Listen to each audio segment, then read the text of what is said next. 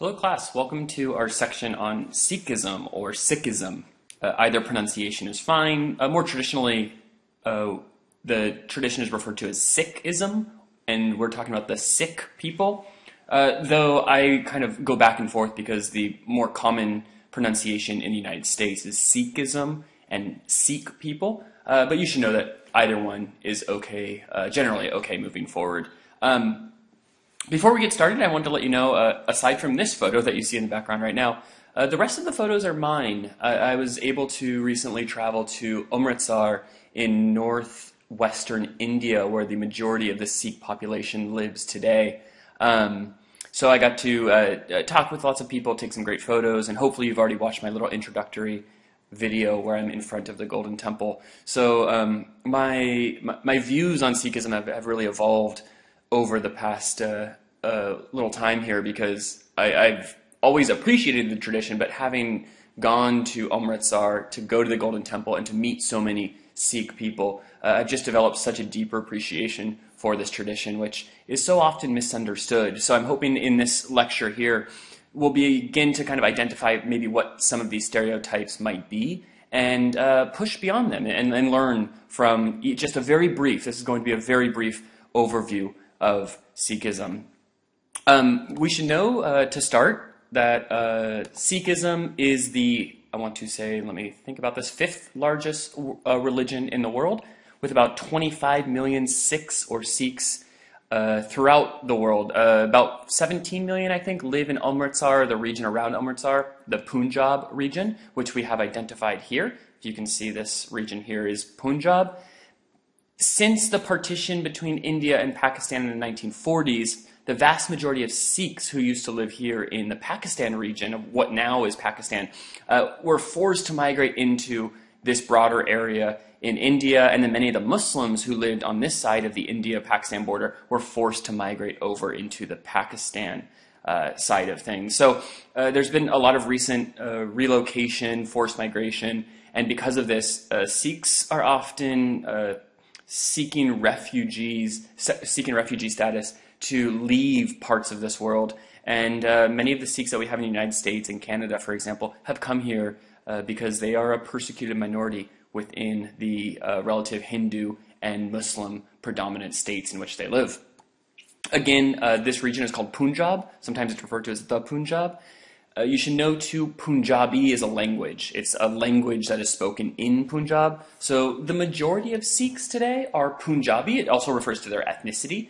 And they speak Punjabi in addition to probably things like Hindi and English and French and so many other languages in the countries where we find Sikhs today. A Sikh or Sikh means a disciple, and a disciple of God is what we're getting at here.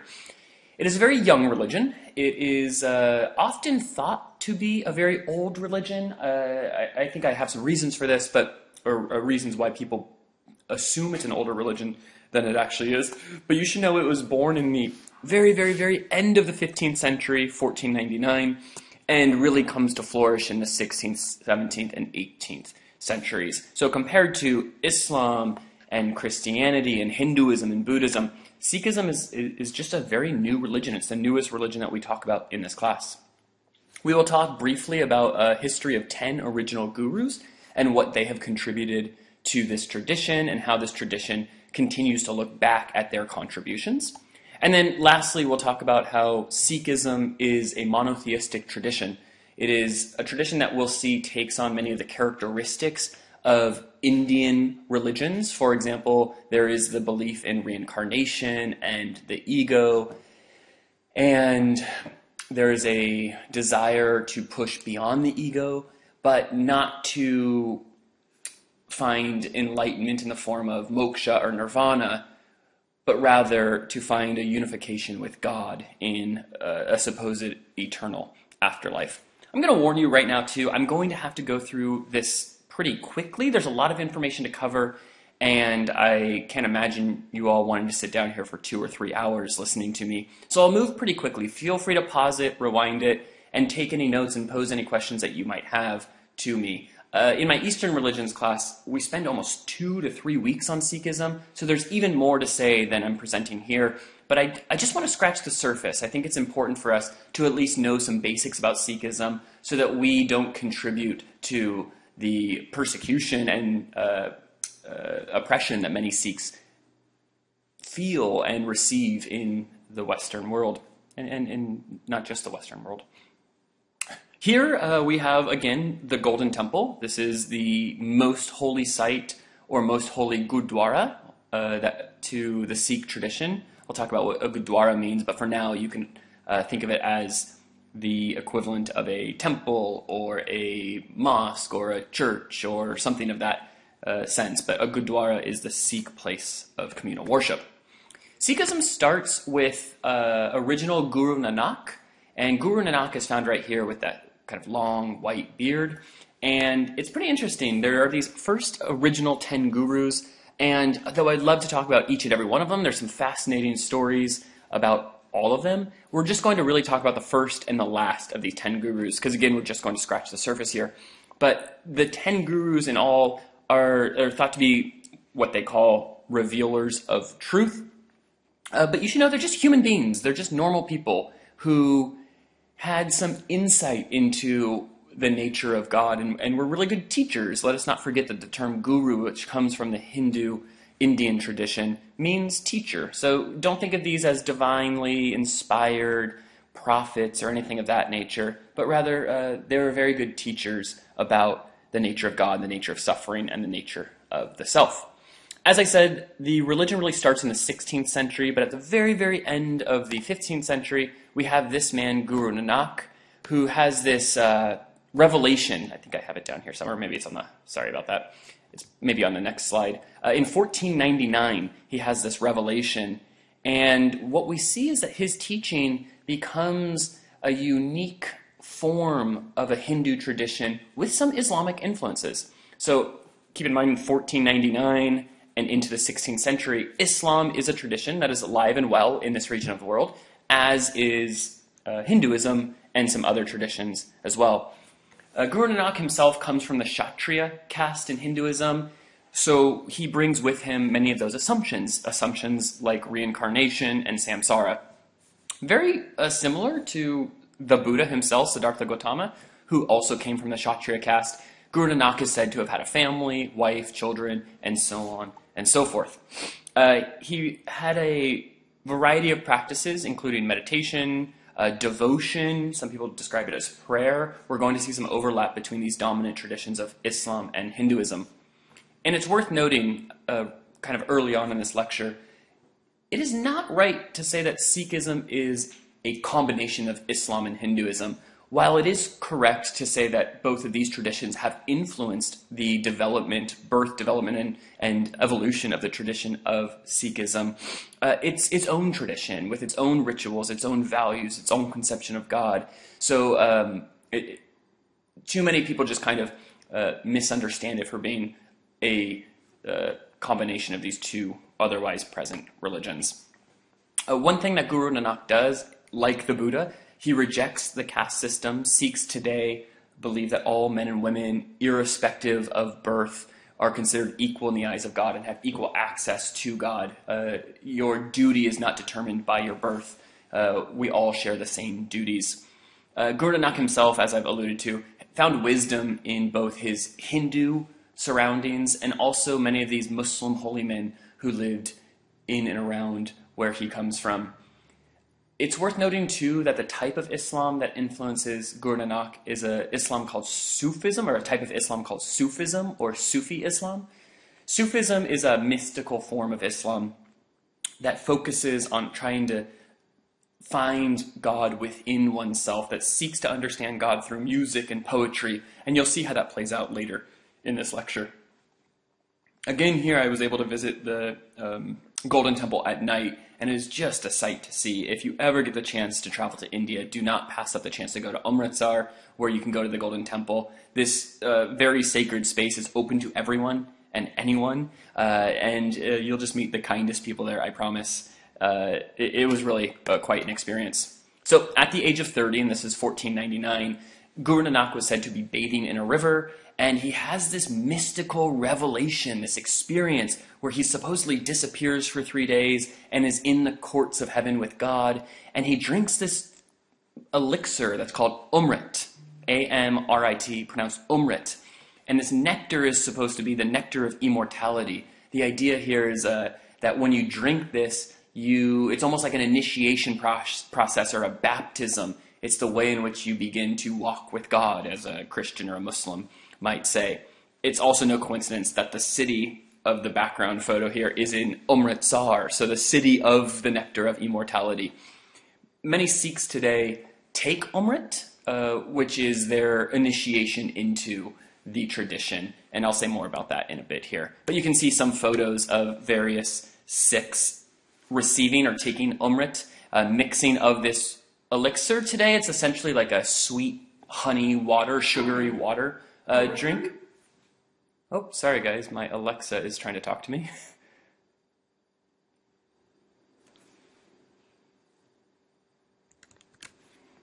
Okay, my apologies there. My Alexa picked up something that I just said there, and I don't know what it was. So, okay, they are here taking Umrit.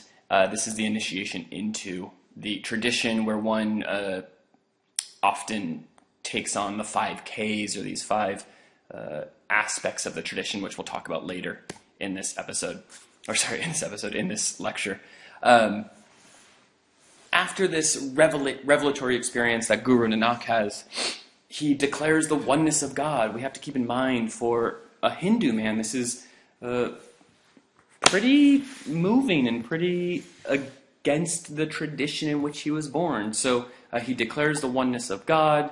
He has here this line that we can find in their scriptures. There is neither Hindu nor Muslim, so whose path shall I follow? I shall follow God's path. God is neither Hindu nor Muslim, and the path that I follow is God's. We see in Sikhism even today, it's a tradition that really does focus on God itself or himself, and tries to push past any religiously divisive identities. If you ever visit a Gurdwara, we have many in Southern California. There's one in Escondido, there's one in Poway, and they're really wonderful places. You'll notice, if you start talking to people, that anyone is welcome into a Gurdwara. You could be Muslim, you could be an atheist, you could be a Hindu. It's just a very open, welcoming, and inclusive place. And I think that is in part because Sikhs have always been a minority, so they've never really had that dominance where they can choose to be so exclusive. Rather, they've always been welcoming to others. Guru Nanak then composes hymns or songs about God, devotional hymns to God. And the belief here, this comes, I think, from this Muslim Sufi tradition, that God is best understood and best accessed through things like songs, hymns, meditation. It is not a traditional practice or belief in Sikhism that God would be best understood through obeying certain rules. God is much more mysterious than that and less kind of direct than that. God is essentially a mystery, and we can come to better understand that mystery through the arts rather than through something like following rules and things of that nature. He preaches then a message of religious tolerance, which I also just talked about. He rejects caste, he rejects polytheism, he rejects the notion of Brahman in Hinduism. So there are some core concepts that are, I don't want to say non-negotiable, but rather strictly adhered to. But throughout all of it, you do see this kind of expression of religious tolerance. And then he dies in 1539. This is just a reminder to you that he is a human being. He's not believed to live forever. He doesn't rise into the heavens and exist in this way. He dies. And along with his death, there's this funny little controversy that is told through their scriptures as well. It's said that when he died, both his previously Muslim and previously Hindu followers had this discussion or debate over what they should do with his body. If you're not aware or don't remember, in Islam, the proper way to dispose of the body is burial. It's believed that there's potentially a future resurrection of the body, so the body must remain intact. And in Hinduism, if you remember my lectures at the cremation sites on the banks of the Ganges there, the belief is that or the practice is that you should cremate the body. The body is no longer important; it's impure. So these two sides have this debate. And before his death, he says, lay a blanket over me and place flowers, fresh flowers, on each side of my body, one on the Hindus' people side and one on the Muslims' side. And whoever flowers last the longest will go with that custom of burial. So they say, okay, great. He passes away. They cover his body. They lay flowers down on both sides. They go to bed. They wake up the next morning, and they come to discover that his body has disappeared. It's this idea that the belief is that he knows that there will be controversies that will follow after his death between these traditionally opposing sides, and it's for them to work this out. It's for them to kind of come to some kind of compromise, and he won't be there always to instruct them on such matters. So the custom is left for them to decide. Okay. A little bit about some more of the gurus. The following gurus, each of the 10 gurus, I should say, produces hymns or musical songs as well, and I'm going to play a little bit for you here so you can see what that is like. After the fifth guru, Guru Arjan takes the hymns of those first 5, including himself, and he compiles them into what's sometimes called the Adi Granth. Your textbook calls it the Adi Granth, though I've come to know many Sikhs over the years here, and I don't know any Sikhs that refer to it as the Adi Granth. They tend to refer to it as the Granth Sahib or the Sri Guru Granth Sahib. So I have both of these down here. I want you to just know that this is, maybe if you go back and read the chapter, that's what they're talking about. It's the same thing as the Sri Guru Granth Sahib. This first book, the Sri Guru Granth Sahib, is considered, after the first 10 gurus have come and gone, to be a quote-unquote 11th guru. And if you ever go to a Sikh service, you'll see that in many ways the scriptures themselves, the Adi Granth or Granth Sahib, are treated like a human being. They are put to bed every night and covered with a blanket. They are brought out in the morning and treated in many ways like a teacher, because within the scriptures we have teachings. So it's a really fascinating set of traditions there. Again, what are they made of? What's the content of these scriptures? They're mostly hymns. They're mostly songs. They're actually written in the form of musical sheet music. And if you ever go to a Sikh service, you'll notice there's no sermon. There's no, we're going to sit here and deliver some kind of message based on an interpretation of our scriptures. They just play the music of the scriptures. So it's a really enjoyable experience. You could just sit down and listen to music being played. The music is mostly in Punjabi, but you'll see some Arabic and Sanskrit influences here and there. So they're written in all 3 languages, Punjabi, Arabic, and Sanskrit. The idea is that, yes, teachings have meaning, but the experience of the music is more important. Again, it goes back to this, I can best understand God through experience and not through rational, logical teachings alone. So let's just spend a little time here listening to some of these hymns being played. This is what a Sikh service would sound like. It's not what a Sikh service would look like necessarily. It's worth noting, let me pause this real quick, that this is being performed, if you can see up here, at the Washington National Cathedral. This is a Sikh community was invited to perform at essentially a church, a Christian church. So you can see people in the pews here are not a traditional Sikh community, or you might be able to guess that they're not. But just listen, we'll listen for a few minutes here. Listen to what this is like and kind of imagine yourself being there. And this is what the experience would be like in many ways.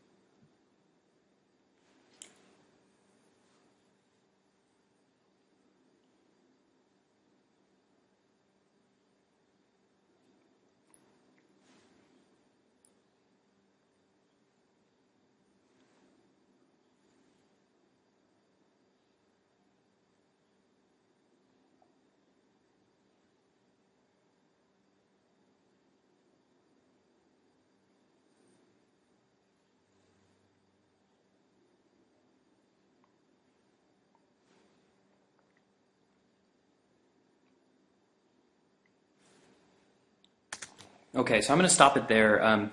If you want to Google search this title up here, you can watch the rest of it. It's quite nice to listen to, and it continues and changes a little bit from here on out. But let me click out of here and get back into... Okay, perfect. So I'm hoping what you got from that is that you can see how it's meant to be experienced as much as it is meant to tell some stories and whatnot. The songs are also in narrative form. They're telling stories about Guru Nanak, about the other gurus, about what it means to suffer, what it means to be to have God within you, and so on and so forth. But it's quite an experiential tradition. They also contain other stories. There's a fun little story about Guru Nanak falling asleep. He apparently falls asleep in this grassy field, and what is portrayed to be a very angry Muslim man wakes him up from sleep and says to him, "How dare you fall asleep with your feet up pointing toward Mecca?" It's a common practice in Islam to be aware of where Mecca is and to not kind of show it any disrespect. We pray toward Mecca as Muslims, but we don't face our feet, which are thought to be impure, toward Mecca. So this man wakes him up and says, "How dare you face your feet toward toward Mecca?" And Guru Nanak responds with something to the effect of, "I am so sorry I offended you. Please tell me where God is not, and I will point my feet there." The whole point being that God to Sikhs, to Guru Nanak, is not thought to be located in a place or just that there's only one sacred place where you can find God. God is throughout the world, throughout the universe, throughout our bodies. God is everywhere. So he kind of wants to push back against these rather superstitious practices. The scriptures also have what's called the Mul Mantra, or morning prayers, which are said by many Sikhs, but not all Sikhs. Many Sikhs do pray every day, sometimes multiple times a day. But the Mul Mantra, these morning prayers, are pretty consistent and pretty important throughout the tradition. There are other scriptures. The Dasam Granth, for example, are the next 5 gurus' contributions. So remember, the Granth Sahib or the Adi Granth are the first 5 gurus. The Dasam Granth are the next 5 gurus, so gurus 6 through 10. And the 10th guru I have down here in parentheses, Guru Gobind Singh, is the one who compiles those 5 last gurus' contributions, and again, they're musical contributions, and then puts them together, compiles them, and creates what's called the Dasam Granth. There's also a scripture. It's less of a scripture, but more of liturgical texts or rules about the tradition that is known as the Rahit, and this is where we get codes, regulations, prohibitions, and we'll talk about some of those in a future slide here. Okay, that 10th guru that I mentioned here is Guru Gobind Singh. Guru Gobind Singh is the final living guru. He's the 10th and final guru, and he's the one who decides this is the end of the tradition of there being gurus. The idea is no one teacher can teach you everything you need to know, so you have to have multiple perspectives, which is why we have 10 different perspectives through the gurus, but that it doesn't need to go on and on and on, because you shouldn't start worshiping these gurus as if they are the leader of the community. They were there to teach the community, and now that their teachings survive in the form of text or music, there's no real need to continue this tradition. Guru Gobind Singh is also known for establishing what's called the Gurdwara.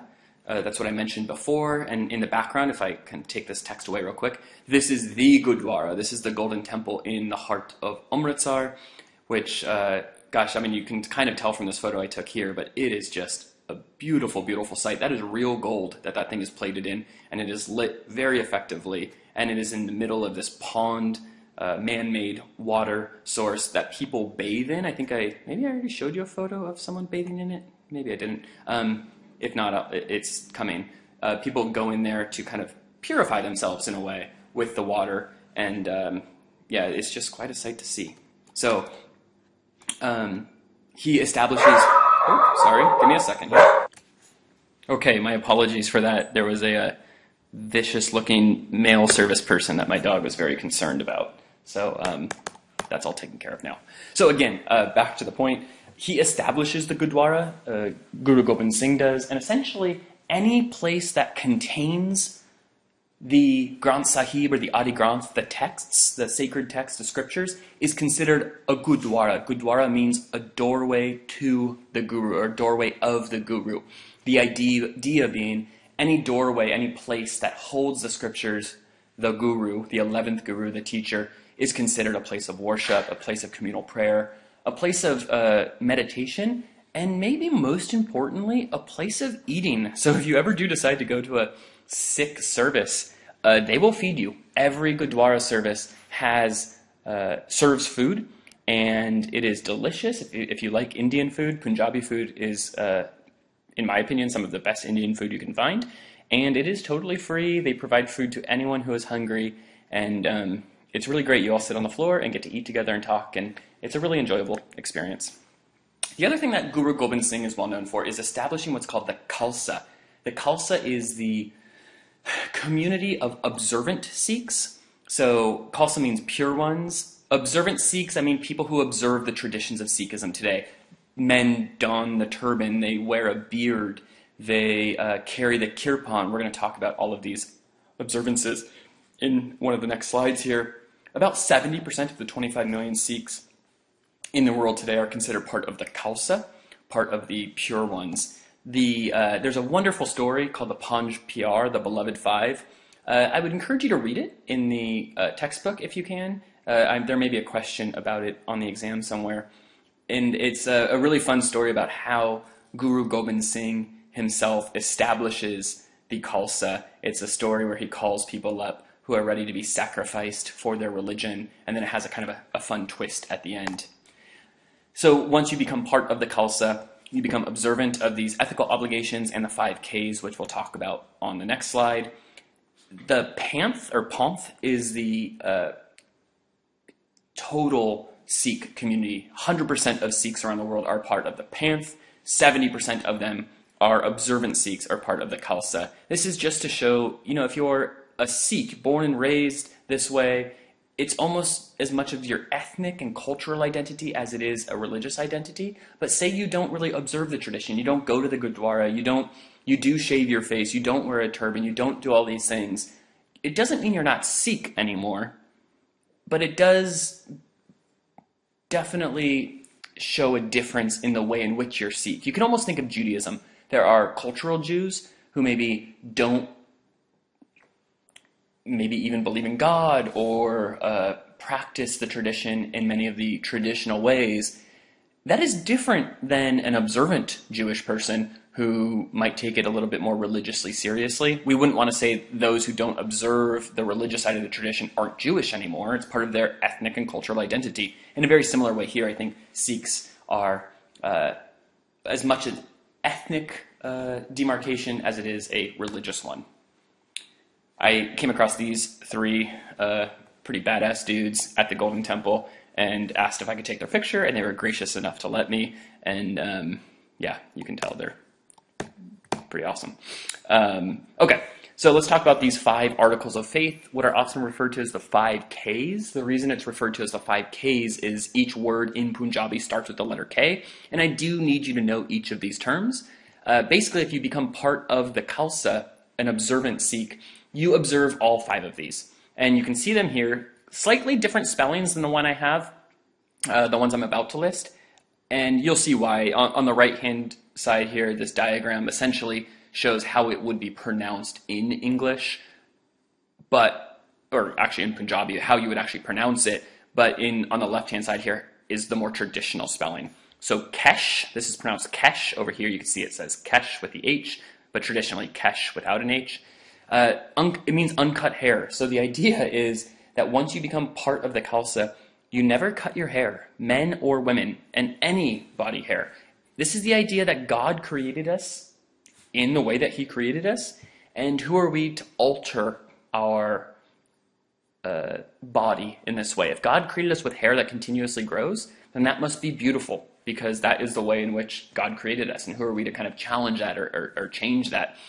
So the turban, the thing that we associate with Sikh men often, and we see the men in the background of this photo wearing turbans, is really just a way to deal with your hair. Many of you who might have long hair, men and women in this class, having really long hair, I'm sure, is kind of a pain in the ass. You've got to put it up. It's hot. It's just a lot to handle. So traditionally, they would put it up in this way, and that is now more of an honor, a sign of respect and honor. So a Sikh man who is part of the Khalsa, the turban kind of shows you that you've developed spiritually to no longer cut one's hair.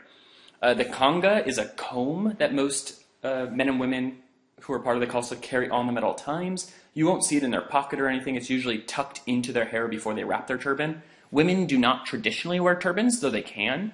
Most Sikh women don't wear turbans. They wear it down or up or in different ways, but you'll find a comb kind of embedded somewhere in their hair. It's also a sign of cleanliness. If you're going to do something for God and for others, we ought to remain kind of clean, because this is a religion that is concerned with things like purity. Then you'll see the kara we have here is a steel bracelet. It's a continuous round bracelet. And traveling through India, I would find people in every city that I visited wearing the kanga, and it's a very early kind of indicator that they are likely either Sikh or Punjabi. Some people who come from Punjab still wear the bracelet even though they're not Sikh, but if you are Sikh and you're a practicing Sikh, you'll definitely have a kara.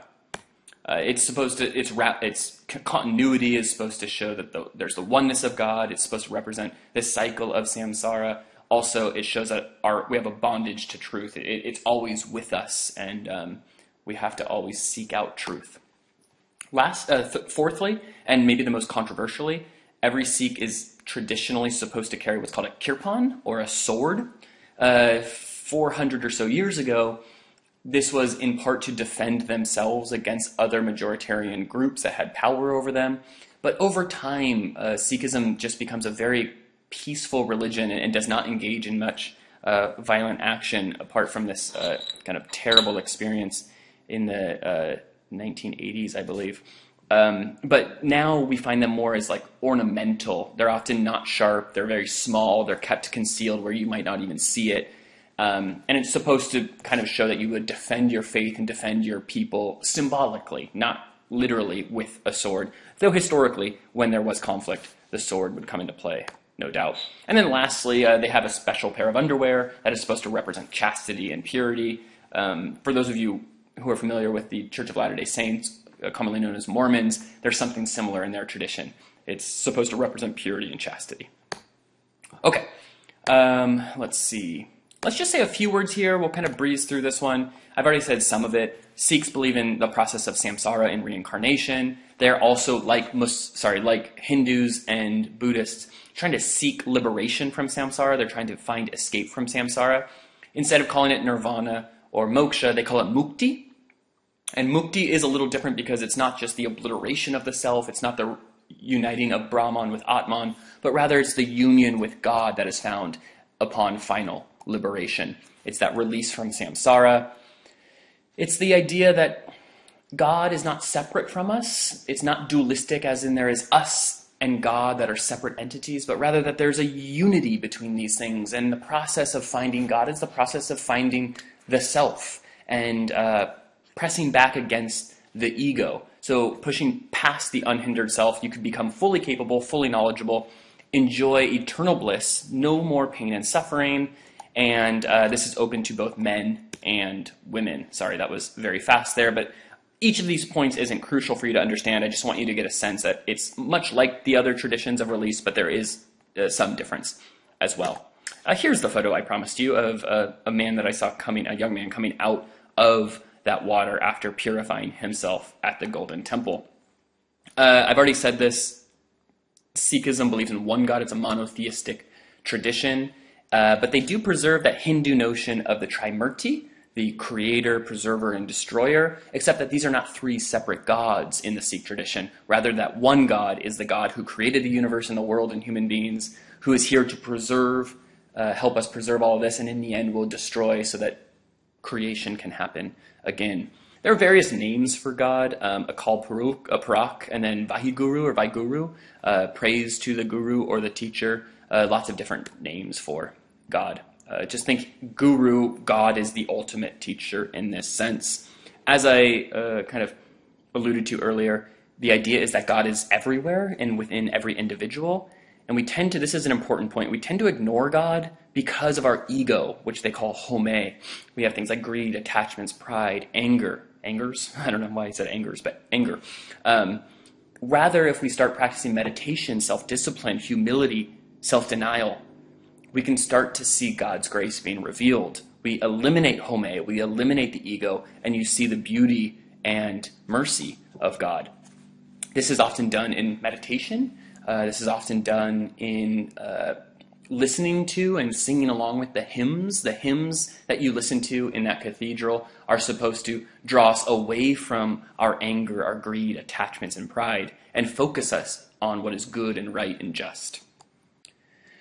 And then I think this is maybe the last slide. There might be one more. Let's see. Sikhs, as I mentioned before, engage in daily prayer. There is the Mul mantra, the morning prayer. They're usually in the form of thanking God and trying to resist home. It's not just like a free-flowing stream of consciousness, pray for whatever you want, but rather are specific hymns, reciting of specific hymns found in the Granth Sahib or the Adi Granth. That Mul mantra tends to happen early in the morning, and then there are also evening or night prayers before you go to sleep. This is probably coming from the Islamic influence that has either 3 or 5 day times to pray throughout the day, though they're reciting a totally different set of texts for different purposes, and their idea of God is quite different than the Abrahamic God. They don't recite all of the hymns, and many don't do these daily prayers, but it is a practice that you find somewhat common throughout the tradition. And then we already talked about this. The Gurdwara is that place of communal prayer, and then there's always this eating of this kind of like a sweet pudding. It's like a grain and sugar and milk sometimes, kind of pudding, which is offered to everyone. One of the 3 men, if you remember in that slide where I said the 3 badass dudes were all dressed in blue with cool turbans, if you look closely, the one guy has a little bit of it in his hand, and it's offered to everyone at the Gurdwara as a sign of hospitality, and that to taste God is a sweet thing, and this should remind you of that. Oh, I have here flour, butter, sugar, variations of that. And then there's always a communal meal. As I mentioned before, you can see the women here at one of the Gurdwaras I entered in Amritsar were preparing the meal for after the worship service. The last thing I want to mention, and sorry for the poor quality of the photo here, is that I had the chance to get to know the man in the background here in this picture. His name is Rana Sodhi, and he's a man who lost 2 of his brothers to violent acts. He's a citizen here in the United States. He moved here, I think, 20-something years ago with his family from Punjab. And about 10 years after moving in here, his older brother, who was praying at a Gurdwara, was shot and killed by a white supremacist.